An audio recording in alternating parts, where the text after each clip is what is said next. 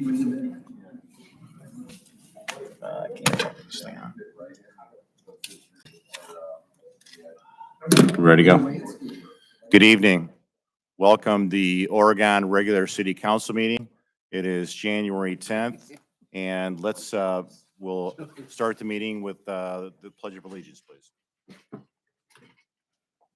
Pledge allegiance to the flag of the United States of America and to the republic for which it stands, one nation, under God, indivisible, with liberty and justice for all.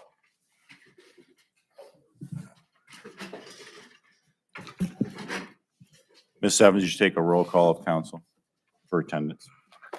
Mr. Davish? Here. Mr. Drake? Here. Mr. Horniak? Mrs. Pavlov? Here. Mr. Reeves? Here. Mr. Wallenzeck? Here. Mr. Zale? Here. Council, I did receive a call from Mr. Horniak. He's ill this evening. Can I get a motion to excuse him from the meeting, please? So moved. Second. Thank you, Mr. Reeves. Second by Second. Ms. Pauloff. Any objections? Okay. We'll excuse Mr. Horniak for the meeting tonight. The next thing you need, council, is approval of the meeting minutes from December the 13th and December the 20th. Can I get a motion on that? Mr. President, Mr. Reeves? thank you. I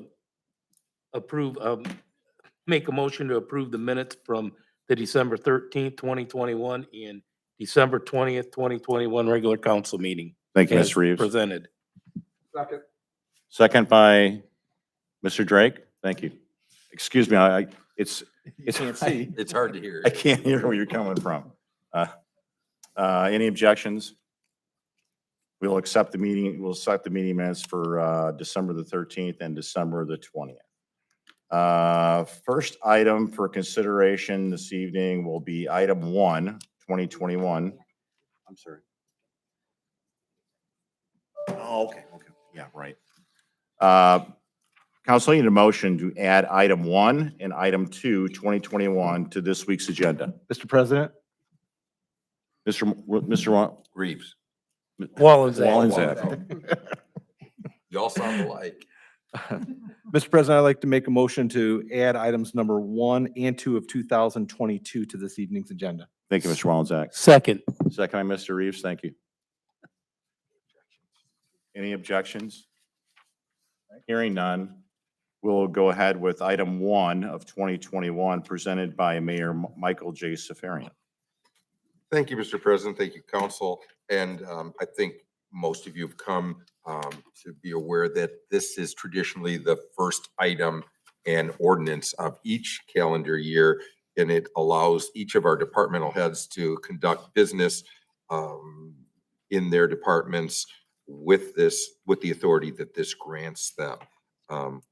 We will be here to answer any questions you may have with this, and but once again, it's a very routine number 1 ordinance every calendar year. Council, Mr. President? Mr. Wallenzeck. Thank you, Mr. President. I'd like to make a motion to, or I have to let him read it into the record first, right? She didn't Yeah. read it in yet. Sorry, I could not hear that. you have to read, you have to read it into the record. I'm jumping the gun. Don't say that. Thank you, Mr. Wallenzeck. Is there a second? Wait a minute, we aren't that far. I went too fast. Okay, go ahead. So we're back for discussion. Any? Is there any more discussion on this item, council? Can I get a motion to add ordinance 1 to this No, first off. yes, to get it read in the record.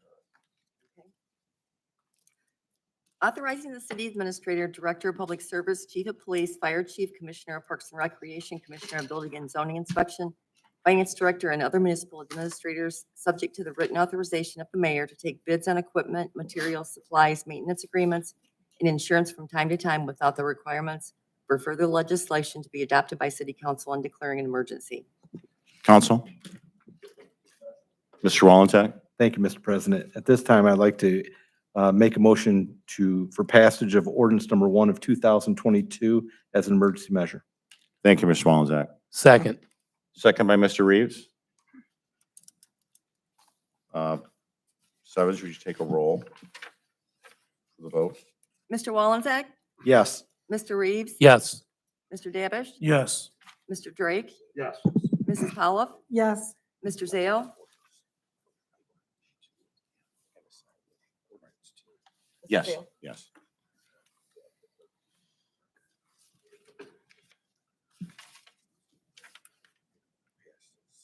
Okay, council, ordinance 1, 2022 passes with 7 yeas and 0 nays. Six. Oh, 6, I'm sorry, correct. You're right. Mr. Hornick is not here. Next item up is item 2, 2022, also presented by Mayor Michael J. Safarian. And oddly enough, item number 2 is traditionally ordinance number 2 of any calendar year. Also, where we take Spring Fest and declare it to be a community-sponsored event so that we can host that Oregon Day in the parade as we traditionally do. And once again, if there's any questions, we can respond to those also. But once again, it's an annual event, and it's an annual, usually number 2 ordinance of each calendar year. Council, any questions, discussion? Hearing none, I will assign item 2 as resolution 2 and ask Ms. Evans to read it into the record. A resolution recognizing Oregon Spring Fest as a community-sponsored event authorized by the Oregon Growth Corporation. Council, Mr. President, Mr. Reeves, I move for passage of resolution number 2 of 2022. thank you, Mr. Reeves. Second. Second by Mr. Davish. Ms. Evans, would you take a roll vote of council, please? Mr. Reeves, Yes. Mr. Dabish, Yes. Mr. Drake, Mrs. Pollock, yes, Mr. Wallensack. Yes. Mr. Zale. Yes. Thank you, council. Resolution 2 passes with 6 yeas and 0 nays. That concludes our items for the evening for council. The next thing we'll move to is the mayor's report. Thank you, Mr. President and Council. I think you've seen the correspondence that you have some appointments here, and I would start with, I believe we have a resignation I want to go to first, and I'd ask council's concurrence in the resignation of Christopher Hoffman from the fire department, and the effective date is January 7th, 2022.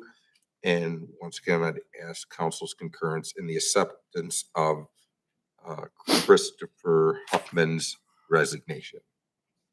Council, Mr. President. Kathy Paul. Go ahead. Yeah. I move to concur with the mayor's acceptance of the resignation of Christopher Hoffman effective Friday, January 7th. Thank you, Ms. Paul. Second by Mr. Wallensack. Any objections? Hearing no objections, mayor, council concurs Thank with the you. resignation of Christopher Huff. And the next I have is a retirement resignation. And I would ask council's concurrence of the retirement resignation of Detective Janet Zale. And it would be effective January 7th. No, wait a minute. Yeah, she's gone. Was it 7th? That was the 7th. Sorry. January 7th, 2022, and asked for council to exercise the desires of Janet Zale to her and wish her well in her retirement. Council, Mr. President, Ms. Paula. I move to concur with the mayor's acceptance of the retirement of Janet Zale. And I wish to wish her a happy retirement because I know we are losing a very, very valuable asset to the police department. Thank you. Thank you, Ms. Pauloff. Second. Second by Mr. Wallenczak. Council, any objections? Mr. Zale. You- Mr. President, Mr. Reeves? what do we do if we do object? Then she What would has to happen? come back to work tomorrow. Oh, okay. Who is going to be the one to tell her? I think so. Yeah, you get to I tell bet her. she won't. Mr. Zale, you'll be the one to tell her? No problem. Council. Thank you. Can you do that without a conflict? Not handle this, but tell her that she don't get to retire. I'm not gonna go. We did, there was no objections, correct? Yes. Mayor, council does accept the retirement of Detective Janet. Thank you, council, and I'm sure she would thank you also. And then I would ask council's concurrence in this one after these retirements and we have an appointment. And I would ask council's concurrence in the appointment of Miss, how do you say her name? Angelique Sheehan. And I even thought, who is that? Because we're used to her as Angie Clark. And I thought, well, they threw a curve in on me, but actually not. So same person. And I'd ask for council's concurrence in the appointment of Angelique Sheehan. And the effective date is, wait, somebody help me here. Oh, is it, January 10th. February 1. all right, February 1st, 2022. And it is,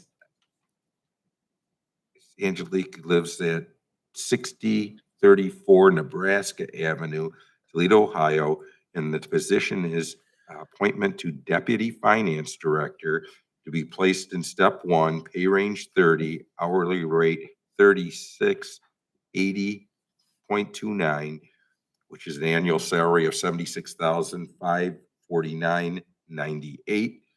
And I would ask council's concurrence once again in the appointment February 1st of Angelique Sheehan to the position of Deputy Finance Director. Council. Mr. Wallenczak. Thank you, Mr. President. I move to concur with the mayor's appointment of Angelique Sheehan to the Deputy Finance Director. Thank you, Mr. Wallenczak. Second. Mr. Drake, thank you. Council, any objections? Mayor, council accepts the appointment of Angelique Sheehan. Very good. And with that, I would conclude my report. Thank you. Thank you, Mr. Mayor. Next part of our agenda will be, we have two people signed in to speak. Wait a minute, we gotta get to the council. Oh, yeah, council committee reports, I'm sorry. Mr. Reeves? No report, Mr. President. Mr. Davish? No report, Mr. President. Ms. Pauloff? No report, Mr. President. Mr. Drake? No report. No report from my. Thank you. Melissa Poor? No report, Mr. President. Mr. Roman? No report, Mr. President. Mr. Mayor, you already did yours. Yeah, I did. I'll do it again if you want. No, that's fine. That's fine. We have a couple people signed in to speak before council tonight. First person will be Mr. O'Connor. Mr. O'Connor, if you come up to the podium, please state your name and your address for the record, please. Thank you, Mr. Zale. My name is Bill O'Connor, and I live at 1065 Lavender Lane, and that's here in Oregon. First of all, I want to start out and address Mr. Roman for a second. I know our development has had some issues, in its construction, but I want to thank especially one of your employees, Rodney Schultz. Whenever I had an issue, I would call Rodney, and Rodney would always get back to me and figure out what I had to do or what the builder maybe had to do or whatever. But I just want to recognize that he's a shining star in my opinion, and he helped me get through how we get the postal service working, and when nobody else knew how to do it. And That's quite, was quite a challenge to figure out that to get your mail turned on in a new development, you actually have to go to the red box, which exists in Cleveland, Ohio. And Rodney got me all the paperwork I needed to work with the postmaster in Oregon. So, and he's solved several other issues. So I just want to say thank you. And I know there's been some struggles in our development, but I'm just the citizen. I'm not the builder and all that other stuff. And that's what brings me to my question is, when I read the report about the issue on Hazelton where 911 was delayed because an address wasn't given initially correct, and it took a while before they got that straightened out because it was an incorrect address. And I got to thinking, gee, I know my address doesn't work very well except for the postal service. If you try and send a package via UPS or FedEx or anything, it doesn't work. They don't know who I am. They don't know where my street is. They don't know anything. So I got to thinking, well, gee, does 911 know where I'm at? So on their website, I didn't want to call 911 because I know that's taboo to call them without an emergency. So I went on their website and they got this Q&A section where you can submit a concern. So I wrote on there, I said, I've been here a year and 4 months, and knowing I can't get deliveries of packages, I just want to make sure that if I punch 911 on my phone, somebody's going to say, yep, we know where you're at. Well, it took about 20 minutes. I'm not exaggerating. And the deputy director of 911 Lucas County called me personally. And he said, I just looked up your address. And he says, you're right, there's a problem. So I said, well, what do you mean? If you saw my address, how can there be a problem? He says, because your address isn't tied to anything. It's just an address. He said, it's not tied to the county's mapping system. It's not tied into Google Maps. It's not tied into MapQuest. And I know that because if you punch it up on your phone right now, it'll come up. There's a 1065 Lavender in Ann Arbor, Michigan, and there's one in Columbus, Ohio. Those two addresses will come up, but Oregon, Ohio won't. So I said, so he told me, he says, he's going to hang up the phone. He wants me to dial 911, the real number, because he wants to see maybe that'll trigger the system. So he hung up. I dialed 911, and the operator answered, and I said, I don't have an emergency, but your boss is standing there. Hand him the phone. She goes, oh, I see. So anyhow, he went over to the call operator's desk, and sure enough, nothing comes up other than my name, or not my name, but 1065 Lavender with no map. So I said, well, what is showing up? He said, you're bouncing off a cell tower at 5200 Navarre, which is the one right down by Tesco bus company. So he says, you're right. You are not tied into the system. If you called us tonight, we wouldn't know where to send anybody. So that bothered me. And I said, what do I need to do? He said, well, he's going to try and work it from his end to figure it out. But that's been 10 days now, and I haven't heard anything back. So I'm here tonight just to ask Oregon, since I have the whole brain trust of the Oregon system here, is there anything else I can do? Is there anybody you can push on to figure this out? Because right now, if I have a heart attack tonight and I punch in 911, ain't nobody going to show up. And I don't think that's right after living in a house for 15 months in our city. And there's 3 houses in our development now, not just one. I used to be the only one, but now Deb Veers lives there and Bill McFarland, their houses are in there. So there's 3 of us in the development now and 3 more getting ready to start. So we are moving along, even though it's been a little slow. So anyhow, I'm just asking you, is there anything else you can do to make the county figure this out? Is there anything else I have to do? I'm asking for help. Mr. President, Yes, Mr. Mayor. and Bill, I'll start. We were on kind of uncharted grounds with your subdivision, because this is the first time this has happened with the mail, with the whole thing, with the Edison, and it started, how it started. Yep. Things didn't go real smooth. And we tried to advise the developer to get him to do things to keep this from happening. But being that we fall in uncharted grounds because we haven't experienced this before, all I can tell you is tomorrow we will check when Mr. Beasley gets here. He's got a faster line into that system than I think any of us do. And he usually can find a resolution to correct that. And I I don't know which part of the thing, because all the other subdivisions that we've had going, and we've had numerous ones, this all happens at the early stages. Once some things don't happen that a developer fails to do, it must have inadvertently got blocked out. Yeah.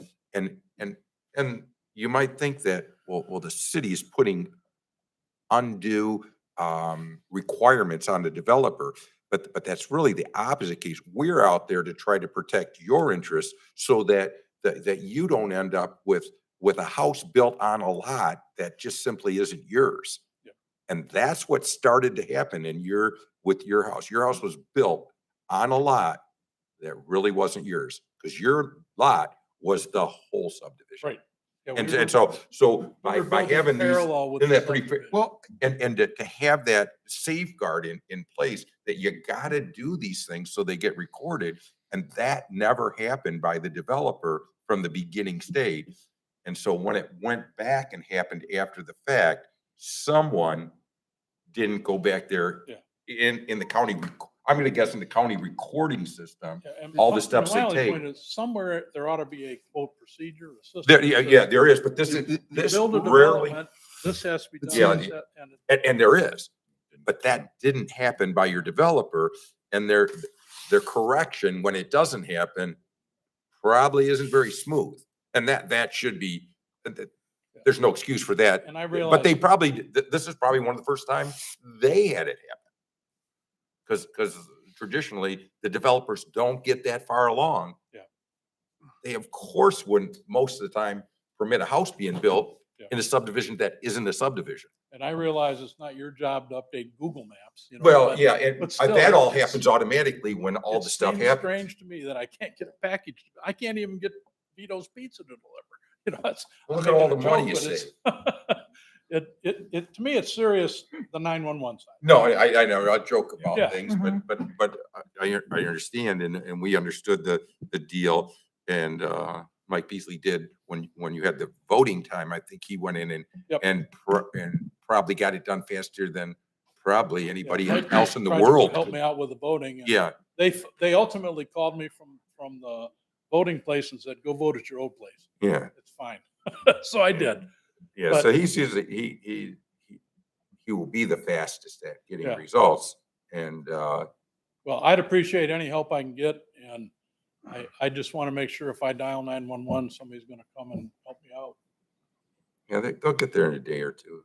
We'll speak with him I tomorrow. know I can call my kid. He's a policeman here, and he knows where I live, but And he I may, shouldn't have to or call may him. not show up. Yeah. All right. Well, thank you for your Yeah. time, and I appreciate any help you can give me. And if somebody figures it out, if somebody could give me a call back and say, hey, 911's got you now. So just so I can close. So the loop. Rodney or somebody's got your number. Yeah, Rodney will take care of it. I was going to call Do him. you get directly. phone calls? What's that? Do you get phone calls? Did I get a phone call? Do you get phone calls? Oh, I don't yeah. know, you don't And I get mail mail, or- I get phone, everything works other than 911. All right. So, Thank you, Mr. O'Connor. all right, thank you. Again, I appreciate it. And again, I want to thank your engineering group because they have helped me through a lot of things. Okay, welcome. Thank you. Thank you. My former neighbor. Yeah. Mr. Myers? Let's come to the podium, state your name and your address for the record, please.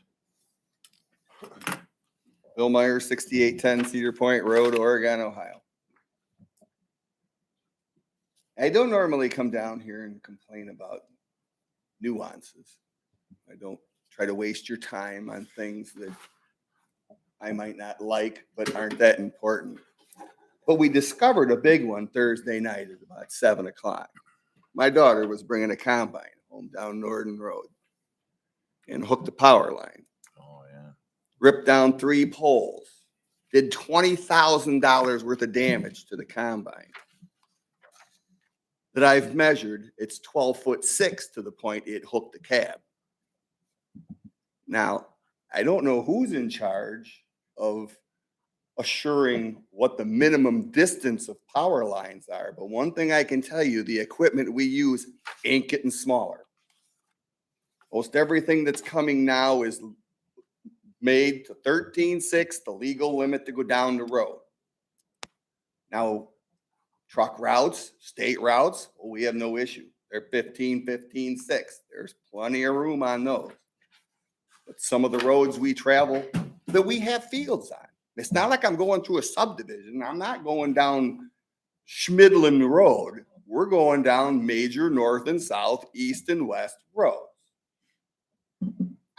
I'm thankful there was no damage done to her. If you see the pictures of this cab, you'd think she ran into a brick wall at 15 miles an hour.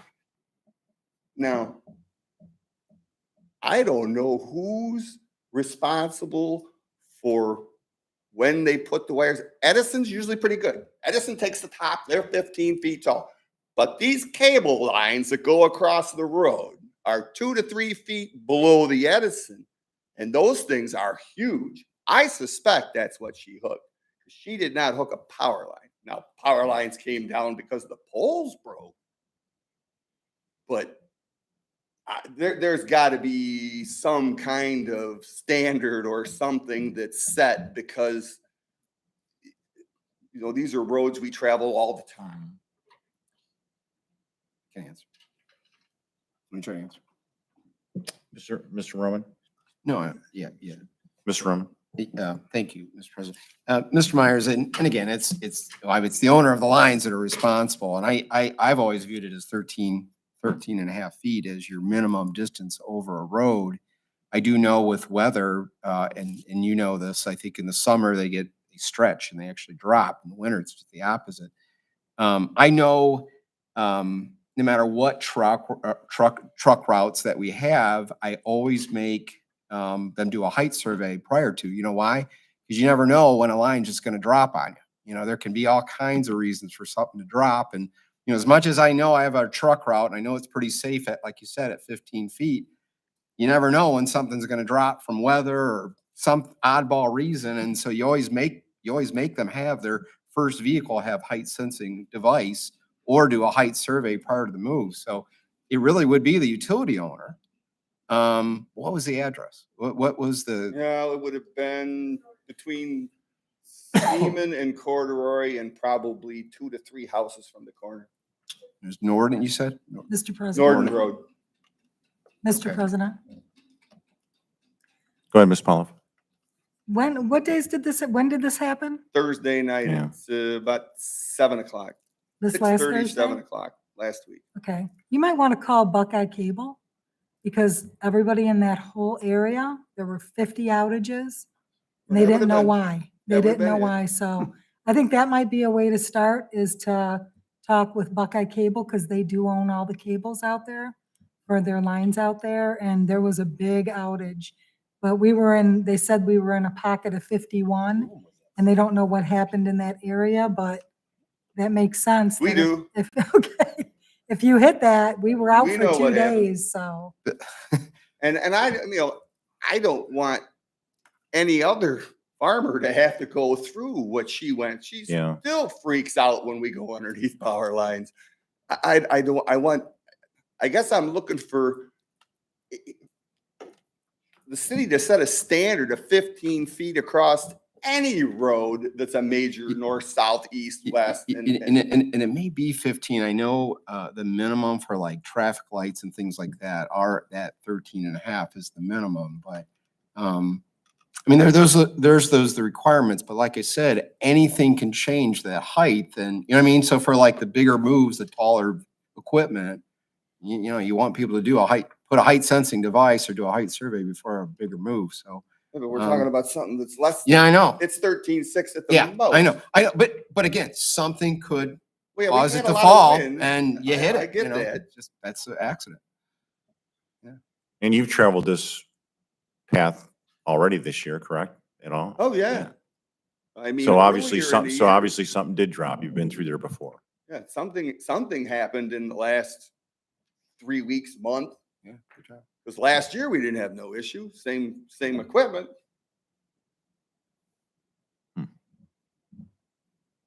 So I mean, can you require these utilities that put higher stuff in when they do it?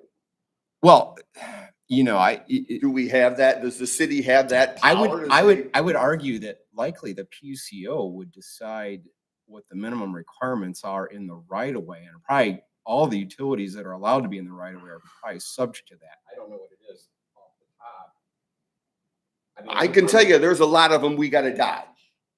I know where they're at on Cedar Point Road, and we gotta go half off the road to get to the high spot where it goes up to the pole, or we'd hit those. And again, it can change. I mean, again, with weather, you know that the temperature can make that change. Mr. Zale, or Mr. President? Mr. Walensand. Thank you, Mr. President. Mr. Roman, can you help me? Is there a certain distance that those other utilities have to stay away from the electrical line? Yeah, there is. Do you know what that distance I is? do. If they're at 15 and a half, do they have to? The vertical separation, and it may be 10 feet, but I'm not 100%. I don't know, to be honest. Okay. I mean, because if we can pinch that and make it a requirement for anything new, I don't think that shouldn't be an issue if we require something. All I can think of is the best place to start would be PCO, but I think we could, we have different utility companies asking to do all kinds of work in Oregon. And we have contacts with all of them, and we can say, who are the lines that own that, in that block. But beyond that, I honestly don't know the requirements, but it is, I know it's the utilities that are responsible, PUCO governs. Moving forward, Ms. Pecora, can we at least look at what that minimum requirement is from that line? And if there's a new line coming in, can we ask them to, that vertical distance be the minimum? Well, there may already be a law that says it has to be this, and that's. Yeah, that's what I'm saying. But the question is, who Can polices it? Can we at least look it up so Mr. Myers can? I can do that, Mr. Walensand. Thank you. Thank you.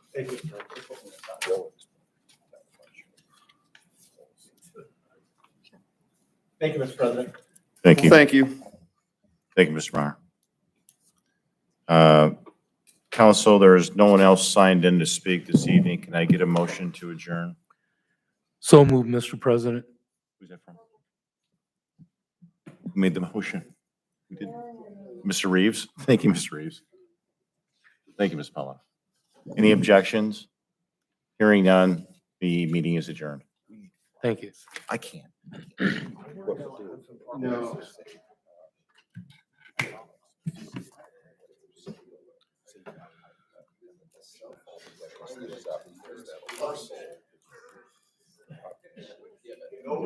I worry about them.